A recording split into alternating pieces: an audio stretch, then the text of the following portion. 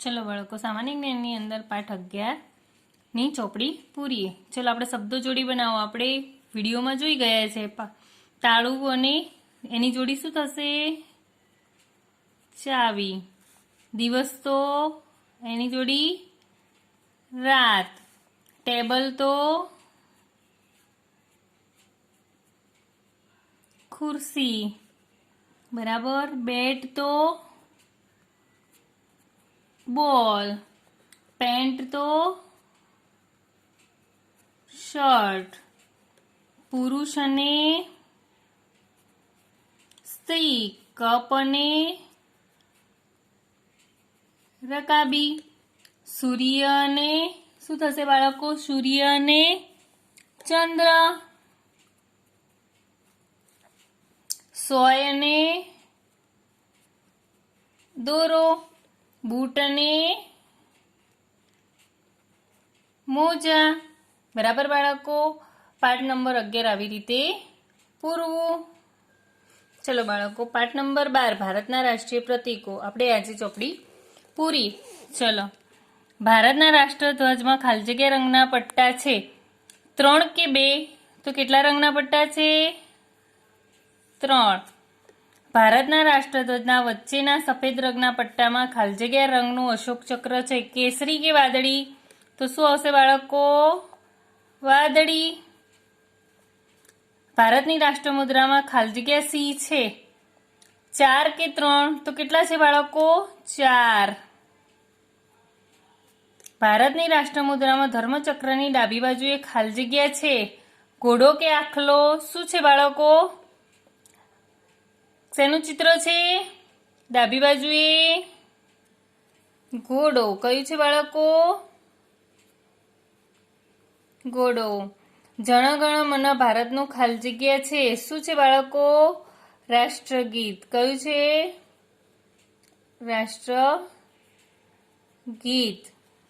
ખાલી જગ્યા ભારતનું રાષ્ટ્રીય પ્રાણી છે કયું? વાઘ કે સિંહ?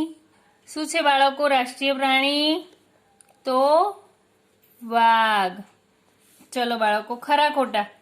ભારતના રાષ્ટ્રધ્વજનો આકાર લંબચોરસ છે તો શું આવશે? રાઈટ।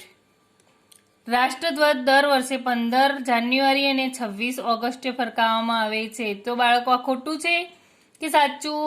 તો ખોટું છે। 15મી ઓગસ્ટ અને 26મી જાન્યુઆરી આવે બરાબર। તો આ વાક્ય કેવું છે? ખોટું। ભારતની રાષ્ટ્રમુદ્રાની નીચે સત્યમેવ જયતે લખેલું છે તો આ વાક્ય શું છે? સાચું। ભારતની રાષ્ટ્રમુદ્રાના પાયામાં 14 આરાવાળું ધર્મચક્ર છે 14 આરાવાળું હતું કે 24? તો 24। તો આ વાક્ય કેવું છે બાળકો? ખોટું। ક્રિકેટ ભારતની રાષ્ટ્રીય રમત છે તો આ વાક્ય ખોટું। કમળ ભારતનું રાષ્ટ્રીય ફૂલ છે તો આ વાક્ય કેવું છે? સાચું। ચલો બાળકો આપણે એક શબ્દમાં પ્રશ્નોના જવાબ જોઈએ। રાષ્ટ્રધ્વજની લંબાઈ તેની પહોળાઈ કરતાં કેટલા ગણી છે? તો કેટલા ગણી હતી? 1.5 ગણી બરાબર। અને આપણે શું કૌંસમાં લખીશું? 3:2 ના માપની બરાબર બાળકો। રાષ્ટ્રધ્વજમાં લીલો રંગ શાનું પ્રતીક છે? તો શાનું છે? સમૃદ્ધિનું। શેનું છે બાળકો? સમૃદ્ધિનું। ભારતની રાષ્ટ્રમુદ્રામાં ધર્મચક્રની જમણી બાજુએ કયું પ્રાણી આવેલું છે? જમણી બાજુએ કયું છે? આખલો। આખલો કયું છે બાળકો? આખલો। ભારતનું રાષ્ટ્રગાન કયું છે? તો વંદે માતરમ। ભારતનું રાષ્ટ્રીય પક્ષી કયું છે? કયું છે રાષ્ટ્રીય પક્ષી બાળકો? મોર। રાષ્ટ્રધ્વજમાં સૌથી ઉપર કયા રંગનો પટ્ટો છે? સૌથી ઉપર કયો છે બાળકો? કેસરી। કયો છે? કેસરી। ભારતનું રાષ્ટ્રીય વૃક્ષ કયું છે? તો વડ. ભારતનું રાષ્ટ્રીય ફળ કયું છે? કેરી. બરાબર બાળકો? જુઓ અહીંયા શું દોરવાનું છે? ભારતના રાષ્ટ્રીય ફૂલ અને રાષ્ટ્રીય ફળનું ચિત્ર દોરી યોગ્ય રંગ પૂરો. અહીંયા કમળ અને રાષ્ટ્રીય ફળ કયું છે? કેરી. એનું બંનેનું ચિત્ર દોરવાનું છે અને કલર પૂરવાના છે. બરાબર બાળકો? આ પાઠ 11 આ 12 આ રીતે પૂરવો. ચલો બાળકો, પાઠ નંબર 13 જુદા જુદા ધર્મોની આજે આપણે ચોપડી પૂરી. ચલો બાળકો, જોડકા પૂરીશું. જૈનનું અહીંયા ધર્મ પુસ્તક આપેલા છે. જે જૈનનું ધર્મ પુસ્તક કયું છે? તો કલ્પસૂત્ર. કયું છે બાળકો? કલ્પસૂત્ર. બરાબર? આ રહ્યું. પછી ખ્રિસ્તીનું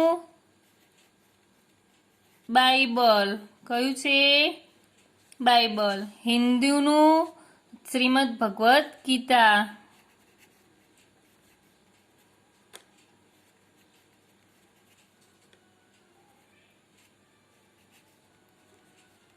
શ્રીમદ ભગવદ્ ગીતા. પછી શીખનું બાળકો, શીખોનું કયું છે? તો ગ્રંથ સાહેબ. કયું છે? ગ્રંથ સાહેબ. જરથોસ્તીનું કયું છે બાળકો? અવેસ્તા. કયું છે? અવેસ્તા. ઇસ્લામનું કયું આવે? કુરાને શરીફ. કયું આવે બાળકો?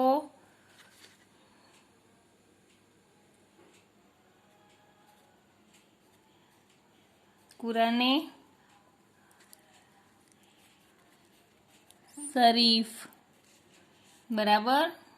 ચલો બાળકો, હવે ખાલી જગ્યા પૂરીશું. ખાલી જગ્યા મંદિરમાં પૂજા કરવા જાય છે. કોણ જાય? હિન્દુઓ કે જૈનો? તો કોણ જાય? હિન્દુઓ. હિન્દુઓનું ધર્મ પુસ્તક ખાલી જગ્યા છે. કુરાને શરીફ કે રામાયણ?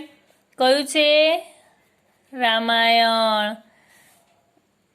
પછી જુઓ બાળકો, પારસીઓ ખાલી જગ્યામાં પૂજા કરવા જાય છે. શેમાં? દેવળ કે અગિયારીમાં આવે બાળકો? તો અગિયારીમાં. શેમાં પૂજા કરવા જાય છે? અગિયારીમાં. ખાલી જગ્યા ગુરુદ્વારામાં પૂજા કરવા જાય છે. દેવળ કે કોણ ગુરુદ્વારામાં પૂજા કરવા જાય? જૈનો કે શીખો? કોણ આવે બાળકો? શીખો. કોણ આવે? શીખો. જૈનો ખાલી જગ્યામાં પૂજા કરવા જાય છે. તો શેમાં આવે? દેવળ કે દેરાસર? તો શેમાં આવે બાળકો? દેરાસરમાં. બરાબર? પછી જૈન ધર્મના 24માં તીર્થંકર ખાલી જગ્યા છે. માહી સ્વામી કે ગૌતમ બુદ્ધ? કયા છે? તો મહાવીર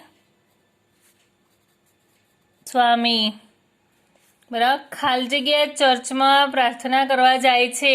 જૈનો કે ખ્રિસ્તીઓ? કોણ જાય? ખ્રિસ્તીઓ. પછી મુસલમાનો ખાલી જગ્યામાં નમાજ પડવા જાય છે. મંદિર કે મસ્જિદ? તો શું આવે બાળકો? મસ્જિદ. બરાબર? પારસીઓનું ધર્મ ખાલી જગ્યા છે. પારસીઓનું ધર્મ કયું છે? જરથોસ્તી કે ઇસ્લામ? કયું છે બાળકો પારસીઓનું? જરથોસ્તી.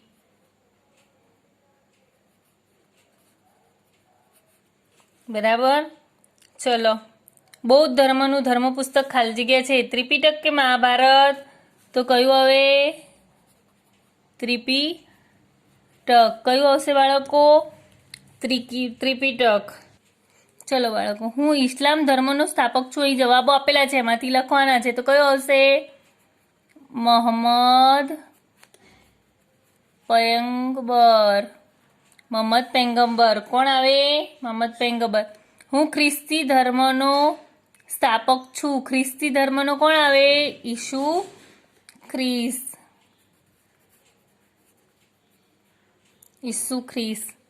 હું જૈન ધર્મનો પ્રથમ તીર્થંકર છું. જૈન ધર્મનો પ્રથમ કોણ આવે? ઋષભદેવ. કોણ છે? બરાબર બાળકો? ચલો, હું બૌદ્ધ ધર્મનો સ્થાપક છું. બૌદ્ધ ધર્મના કોણ આવે? ગૌતમ બુદ્ધ. હું શીખ ધર્મનો સ્થાપક છું. શીખ ધર્મનો કોણ આવશે બાળકો? શીખ ધર્મના ગુરુ નાનક. કોણ આવશે? ગુરુ નાનક. હું જરથોસ્તી ધર્મનો સ્થાપક છું. તો કોણ આવે? અશો જરથુષ્ટ. બરાબર બાળકો, કોણ આવશે? અશો જરથુષ્ટ. બરાબર, આ રીતે ચોપડી પૂરવી.